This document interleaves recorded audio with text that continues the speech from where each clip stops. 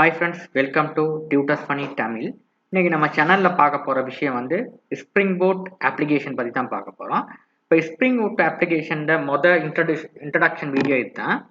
இப்போ முதல்ல வந்து ஸ்ப்ரிங் போட் மேல வந்து நம்ம ப்ராஜெக்ட்ஸ் வந்து நம்ம செய்யறதுக்கு முன்னுக்கு ஃபர்ஸ்ட் வந்து ஸ்ப்ரிங் போட்ல ஒரு விஷயம் இருக்கு, லேயர் ஆர்கிடெக்சர்னு சொல்லி. ரைட், இந்த விஷயத்தை நீங்க விளங்கிக்கிட்டீங்கன்னா உங்களுக்கு ஸ்ப்ரிங் போட் ப்ராஜெக்ட் வந்து ஈஸியா நமக்கு பண்ணிட்டு போக முடியும். ரைட், இப்போ ஸ்ப்ரிங் போட் பண்றதுக்கு வந்து நம்ம இன்ஸ்டால் பண்ற ஐடி என்னன்னா இன்டெல்ஜே ஐடி. இதுதான் நம்மளுக்கு ரொம்ப ஈஸியா இருக்கும் நமக்கு ஸ்ப்ரிங் போட் கான்ஃபிகரேஷன் பண்றதுக்கு. நம்ம ஜாவாவில எல்லாம் நெட்பீன்ஸ் வந்து நம்ம யூஸ் பண்ணோம், எக்லிப்ஸ் யூஸ் பண்ணோம். அதாவது இப்போ ஃப்ரேம் ஒர்க் யூஸ் பண்ற நேரம் இன்டெல்ஜே தான் ஒரு ஃபேமஸான ஃப்ரேம் ஒர்க். இதுல தான் நம்ம வந்து அதில் வந்து நமக்கு வந்து கான்ஃபிகரேஷன் வந்து பண்ணிட்டு போறது. ரைட், ஓகே, இதை வந்து நீங்க இன்ஸ்டால் பண்ணாதாக்கள் இன்ஸ்டால் பண்ணிக்கிறீங்க. நம்ம வந்து இனிமே வர வீடியோஸ்ல வந்து ஸ்ப்ரிங் போட் சம்பந்தமா தான் பார்க்க போறோம். இல்லை ஃபர்ஸ்ட் வந்து ஸ்ப்ரிங் போட் லேயர் ஆர்கிடெக்சரை பார்ப்போம். ரைட், இப்போ பார்த்தீங்கன்னா இது ஃப்ரண்ட் எண்ட். இப்போ வந்து ஒரு ப்ரோக்ராமர் தான் ஃப்ரண்ட் எண்ட் அண்ட் பேக் எண்ட்னு இருக்கும். இப்போ ஃப்ரண்ட் எண்ட்ல என்னென்ன லாங்குவேஜஸ் நம்ம ஃப்ரண்ட் எண்ட்ல என்னென்ன பார்ப்போம்னா ரியாக்ட், ஆங்குலர், Vue.js இதெல்லாம் ஃப்ரண்ட் எண்ட்ல வரும். பேக் எண்ட்ல வந்து நம்ம பார்க்க போற லாங்குவேஜஸ் என்னென்ன இருக்கும்? பேக் எண்ட்னா டேட்டா பேஸோட நம்ம டேட்டா பேஸ் எடுக்கிற வேண்டிய விஷயம். ஸ்ப்ரிங் போட் ஜாவாவில் இப்போ PHPயோட லாராவல் இருக்கும், Node.js அண்ட் Django PHPல. இப்போ இந்த மாதிரி பைத்தான்ல இப்போ இந்த மாதிரி தான் backend framework. Right, இப்போ இதுல பாருங்க layer architecture Spring Boot layer ஸ்ட்ரக்சர்ல வந்து இப்படிதான் முதல்ல வந்து ஃப்ரண்ட் எண்ட்ல இருந்து வந்து நம்ம வந்து யாராவது ஒரு ரிக்வெஸ்ட் ஒன்று அனுப்புனா அதுக்கான அந்த ரிக்வெஸ்ட் எடுத்து ரெஸ்பான்ஸ் அனுப்புற இதில் பார்க்குற நேரம் அந்த ரிக்வெஸ்ட் அப்படியே கண்ட்ரோலர் கொடுக்கும். நீங்கள் ஃப்ரண்ட் எண்டில் ஏதாவது ஒரு யூஆர்எல் டைப் பண்ணீங்கன்னா அதை வந்து அப்படியே கண்ட்ரோலர் கொடுக்கும். கண்ட்ரோலர் வந்து சர்வீஸ்க்கு பாஸ் பண்ணும். சர்வீஸ் வந்து ரிப்போசிட்ரியில் அப்புறம் டேட்டா சோர்ஸில் தான் நம்மளோட டேட்டா இருக்கும். டேட்டானா இப்போ நீங்கள் வந்து MySQL டேட்டா பேஸ் யூஸ் பண்ணுறீங்களா, PostgreSQL, MongoDB, அது வந்து டேட்டா பேஸில் உள்ள டேட்டாவை எடுத்துட்டு உங்களுக்கு வந்து ரிப்போசிட்ரிக்கு அனுப்பி ரிப்போசிட்ரியோட சர்வீஸ்க்கு அனுப்பி அப்புறம் கண்ட்ரோலருக்கு அனுப்பி உங்கள் ஃப்ரண்ட் எண்ட் டிஸ்பிளே ஆகும். இப்போ இந்த ப்ராசஸில் தான் உங்களுக்கு ஒர்க் பண்ணும். ரைட், இப்போ இதில் வந்து ஃப்ரண்ட் எண்ட்லேருந்து உங்களுக்கு டேட்டா ஃப்ரண்ட் எண்ட்லேருந்து ரிக்வெஸ்ட் அனுப்புற நேரம் DTOன்னு ஒரு விஷயம் இருக்குது. இது வந்து நீங்கள் சர்வலெட் படிச்சாக்களுக்கு உங்களுக்கு வேணும் DTOன்னு இருக்கு சர்வலெட்டில். அந்த ப்ராசஸில் தான் இங்கே வரும் உங்களுக்கு டேட்டா.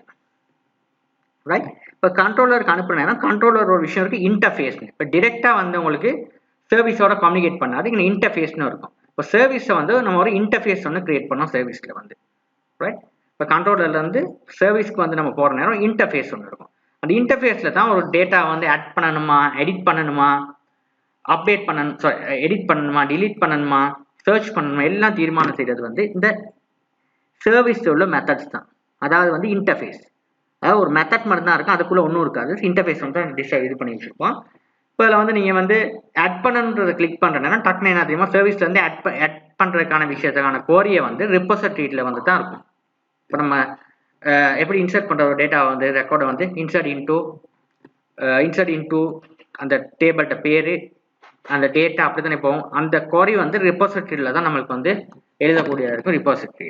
ரிப்போசிட்ரி த்ரூ டேட்டா பேஸில் வந்து உங்கள் ரெக்கார்ட்ஸ் வந்து இன்சர்ட் பண்ணுறது, உங்கள் ரெக்கார்டை வந்து அந்த டேட்டா பேஸ்க்கு வந்து நீங்கள் எந்த டேட்டா பேஸ் யூஸ் பண்ணி அந்த டேட்டா பேஸ்க்கு அனுப்புவோம். இன்சர்ட் பண்ணதுக்கப்புறம் உங்களோட இது வந்து சக்ஸஸ்ஃபுல்லின்னு வர நேரம் ரிப்போசிட்ரிக்கு வந்து சர்வீஸ்க்கு வந்து கண்ட்ரோலருக்கு வந்து உங்களோட ஃப்ரண்ட் எண்ட் டிஸ்பிளே பண்ணி காட்டும். இதுதான் லேயர் ஆர்கிடெக்சர். ரைட், இது ரொம்ப சிம்பிள். ரைட், இப்போ ரிப்போசிட்ரியில் வந்து பாருங்க, இதில் வந்து நமக்கு வந்து என்டிட்டின்னு ஒரு விஷயம் இருக்குது. என்டிட்டி ஊடாகத்தான் நம்மளுக்கு வந்து டேட்டா பேஸ் சோர்ஸ்க்கு வந்து கம்யூனிகேட் ஆகும். இப்போ என்டிட்டினா என்னன்னா, ஒரு கஸ்டமர் எடுத்தோம்னா கஸ்டமருக்கு வந்து ஒரு ஐடி இருக்கும், கஸ்டமர் நேம் இருக்கும், அட்ரஸ் இருக்கும், ஃபோன் நம்பர் இருக்கும். இதுக்கு தான் சொல்றது என்டிட்டிஸ்னு சொல்லி. இதே என்டிட்டிஸ் வந்து நமக்கு டேட்டா பேஸ்லேயே நம்ம கிரியேட் பண்ணிடுவோம். அப்போ இந்த என்டிட்டிஸை வந்து டேட்டா பேஸ்க்கான காலம்ஸ்க்கு வந்து செட் பண்ணுறதுக்கு வந்து இந்த என்டிட்டிஸ்னு சொல்லி ஒரு கிளாஸ் ஒன்று நம்ம டிஃபைன் பண்ணணும். ரைட், இதெல்லாம் வந்து நமக்கான ப்ரோக்ராம் செய்யணும், ப்ராக்டிகலாக பார்ப்போம். இந்த விஷயத்தை வந்து ஈஸியாக நீங்கள் அண்டர்ஸ்டாண்ட் பண்ணிக்கிறீங்க எப்படி spring Boot layer architecture work பண்ணுது. ஃப்ரண்ட் எண்ட்ல இருந்து கண்ட்ரோலர் பார்த்து கண்ட்ரோலர் டு சர்வீஸ் வந்து ரிப்போசிட்ரி டு டேட்டா சோர்ஸ். அப்புறம் டேட்டா வந்து இந்த மாதிரி இன்சர்ட் பண்ணி அப்டேட் பண்ணி கடைசியாக உங்களுக்கு வந்து திரும்ப வந்து ரிப்போசிட்ரிக்கு வந்து சர்வீஸ்க்கு வந்து கண்ட்ரோலர் ரோடாக ஃப்ரண்ட் எண்டுக்கு வந்து உங்களுக்கு டிஸ்பிளே பண்ணி காட்டும். இப்படி தான் வந்து ஈஸியான இதுதான் ப்ராசஸ். இந்த ப்ராசஸை நீங்கள் விளங்கிட்டீங்கன்னா ஸ்ப்ரிங் போட் அப்ளிகேஷன் வந்து ரொம்ப ஈஸியாக செஞ்சுட்டு போகலாம். ஓகே, தேங்க்யூ ஃபார் வாட்சிங். இல்லை ஏதாவது சந்தேகம்னா கமெண்ட் தெரியுங்க.